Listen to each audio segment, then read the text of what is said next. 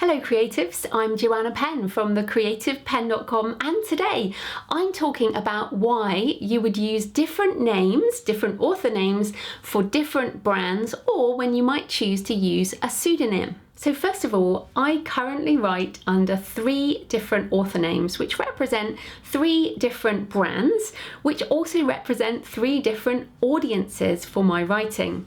So Joanna Penn, who is with you now, writes non-fiction for authors. So How to Market a Book is one of those examples. I also write thrillers as J.FPenn.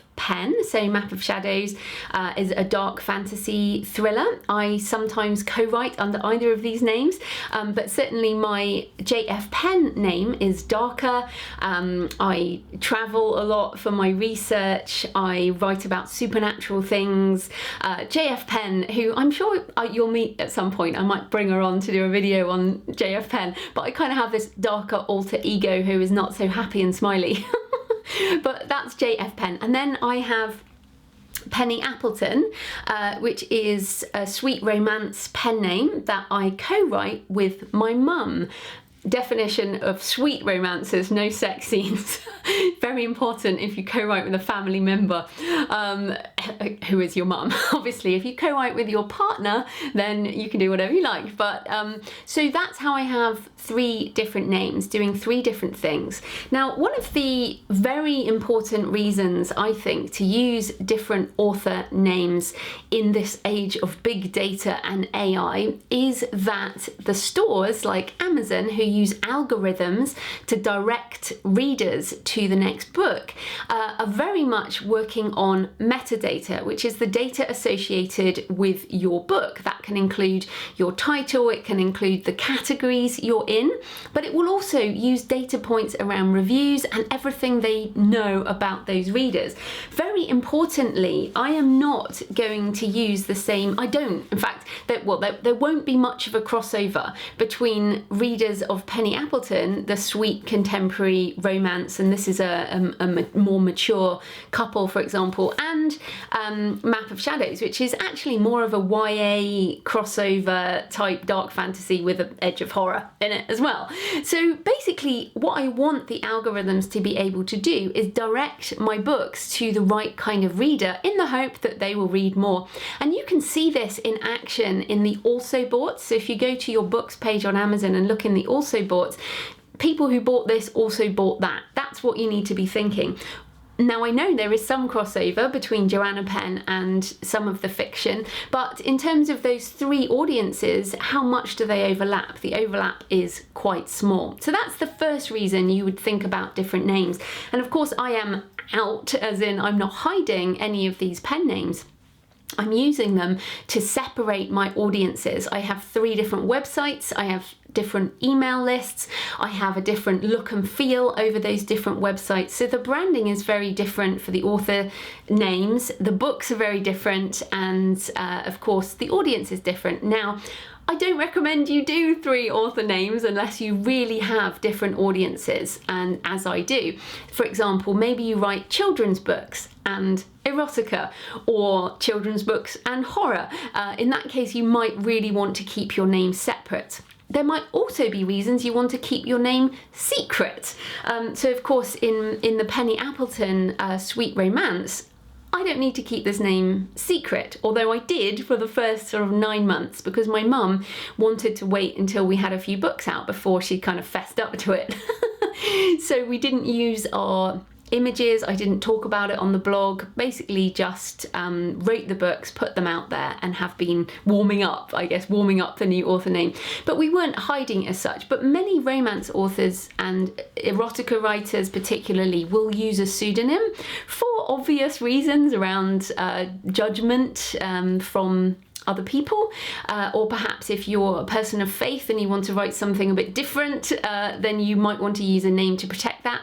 Also know writer C.J. Lyons, who was a paediatrician at the same time as she was writing sort of fast-paced thrillers, and she wanted to protect her professional name and keep that separate. Some other reasons, interestingly enough, I went with J.FPenn, mainly because of J.K. Rowling. When I put out my first novel as Joanna Penn, I had a review that said, I'm surprised a woman wrote this. And I decided at that point that I did not want to deal with the issue of gender in action adventure thriller. So I write, my Arcane series particularly is action adventure thriller.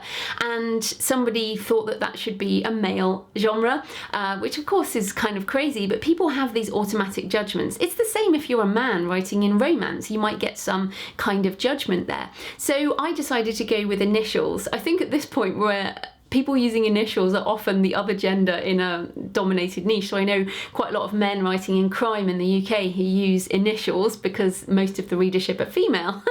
And then J.K. Rowling, obviously in a fantasy niche, fantasy has been quite male dominated. Now, I don't think that should matter, but there are some instances that has been proved that gender does make a difference to the reader when they decide who to buy. Shouldn't do, but hey, that's the way society can be sometimes. So that's why I went with J.FPenn. However, what I would say is if you're choosing a pseudonym, initials are actually a real pain because the spacing on the stores can be very annoying. So of course I've got J.F.Penn. Now, depending on whether or not there's a space, that can be really annoying. So, and also J.FPenn is quite hard to say. It might sound like S, so I always have to say F for Francis. So I would suggest trying to use anything that you can say out loud, because then you go on a podcast, for example, and that you can easily say on a video, that type of thing.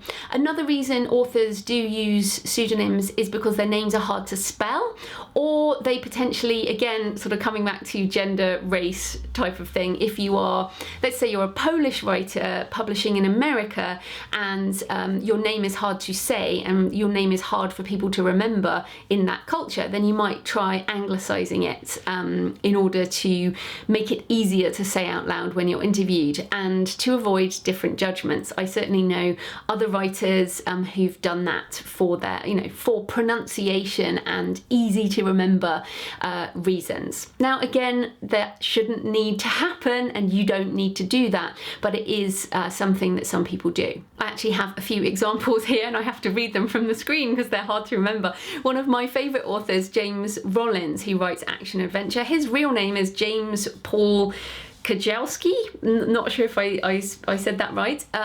Anne Rice, the vampire novelist, her real name is Howard Allen Francis O'Brien. So again, not hard to say, but not so catchy as Anne Rice. Ayn Rand, of course, the author of Atlas Shrugged and many other books, was actually Alisa Zinovievna Rosenbaum. And final example, Joseph Conrad, Heart of Darkness, his real name was Joseph Theodore Conrad Korzeniowski. So there you go, there's some examples of authors who've used pseudonyms, and of course you can look them up.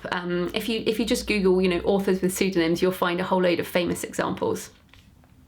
And then finally, another reason to use different brands is if you're writing very fast and you are publishing in a niche where you want to do different names. The most famous example, I think, in traditional publishing is Nora Roberts, who also writes as J.D. Robb.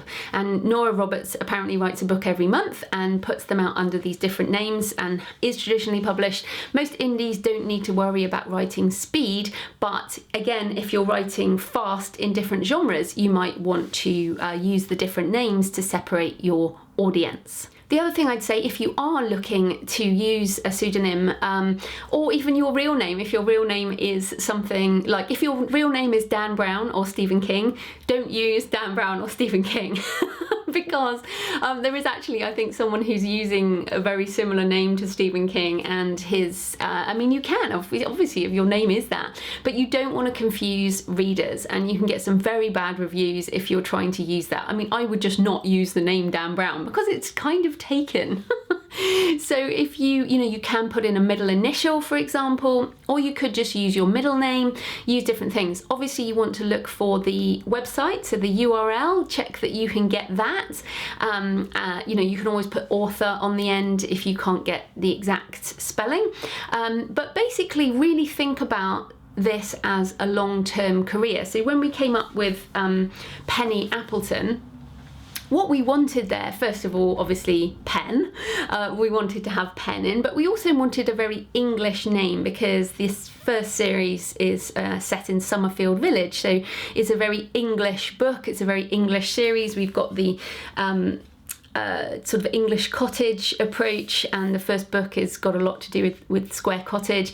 And essentially this brand, we spent quite a long time trying to come up with a name. So Appleton is actually quite British, apples, and we came up with the so we got the website and then tried to make the books look the same, or all the books have the same branding, and in that way I feel like I designed Penny Appleton in a lot better way than I did for J.FPenn. As I said, if I was doing this again, I would not use initials because it's a real pain, but that's what I've gone with, and I'm growing my, you know, it hasn't done J.K. Rowling any harm. so I would say those are some good tips, but remember, you do get to choose. You can protect yourself by using a pseudonym that you keep secret. That can be a way to get into new niches if you fancy that. So I hope that's been useful, and of course subscribe to the channel, leave a comment or a question below, and I will be back next week with another video. So happy writing until then.